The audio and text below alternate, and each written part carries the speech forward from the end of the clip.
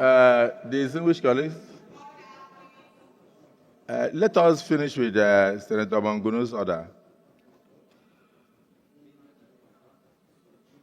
Senator Naida, let us finish with Senator Manguno's order. Senator Oduagan, please, let's finish with Manguno's order. The order referred to by Senator Manguno, who also served for 12 years as a member of the House of Representatives. 16 years. And was also a chief whip for 8 years, and at the time, chairman of the Judiciary and Legal Matters. Is very pertinent and relevant.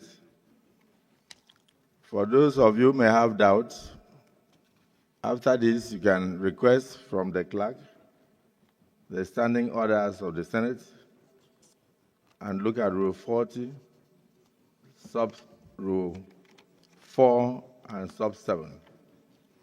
Rule 40 says that a petition can be presented by any senator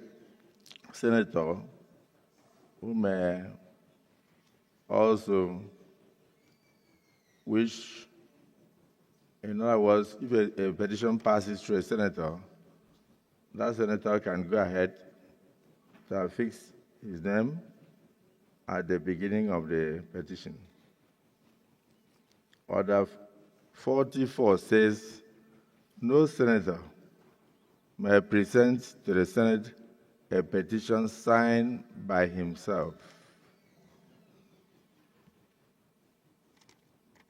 Order 40, Rule 7, says, Senate should not receive or deliberate on any matter to which actions are pending in any court of law. Senate should not receive or deliberate on any matter to which actions are pending in any court of law. Before I rule, I would like to hear the opinion of Senator Natasha Oduagan regarding the rules. Thank you very much, Senate President. Again, I'm Senator Natasha Akhpabio. I represent the good and virtuous people of Kogi Central. I beg to differ that this matter is sub judice. And I stand on privilege 10, order 10, which is on privileges. Sorry. No, dear Senate President, please, with due respect, do you mind? I have raised an order 10, privileges, sir, please.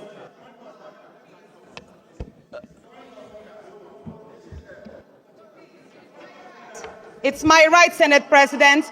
Order 10 on privileges, please. I believe, and please, would you stop turning off my microphone?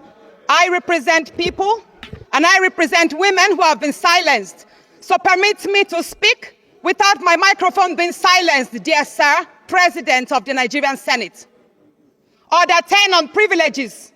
Coincidentally, I'm hearing you. Any senator may rise at any time to speak upon a matter of privilege suddenly arising, and he or she shall be prepared to move without notice a motion declaring that the contempt or breach of privilege has been committed.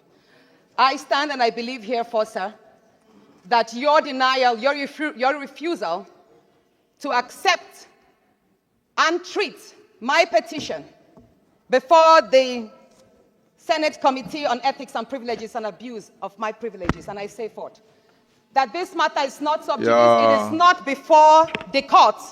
The matter before the court is on the defamation and cyberbullying statements made by your special assistant on new media, Mr. Patrick Umfom, who addressed my decent outfits as transparent, thereby depicting that I walk sedulously and naked to the chambers.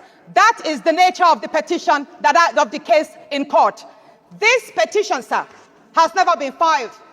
The petition that alleges, or should I say, accuses you of making sexual harassment moves, abusing your office, and making malicious obstructions to my legislative functions has not been tendered anywhere before, no courts in Nigeria. So, sir, I would appreciate if you kindly accept my petition and forward same to the Ethics and Privileges Committee so it could be treated. Thank you, sir.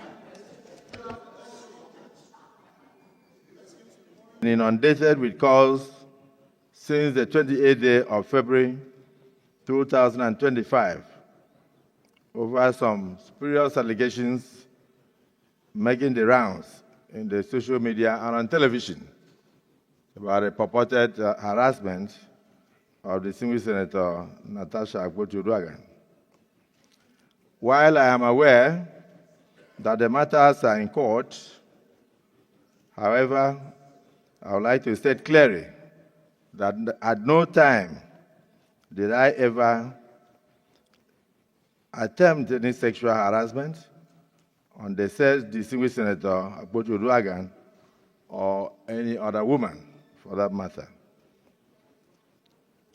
I and my siblings were raised very well by my late single mother. She died in year 2000, through very difficult times,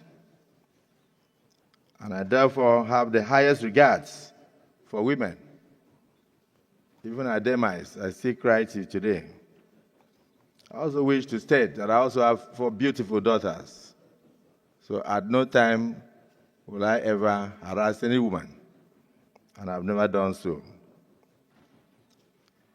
In addition, even as a state governor, I was awarded various awards. One of them was the one you wish to know, the most gender-friendly governor in Nigeria. I served between 2007 and 2015. To God be the glory. In conclusion, I urge all Nigerians, particularly the media, and then, of course, the members of the social media, to await the court's decision. And please do not jump to conclusions on matters of mere allegations. I want to thank you for listening to me and thank my colleagues, because some of the phone calls were calls of support, solidarity, and prayers that the Almighty God will step in to vindicate the just. So now let us get on with the business of the day. Thank you.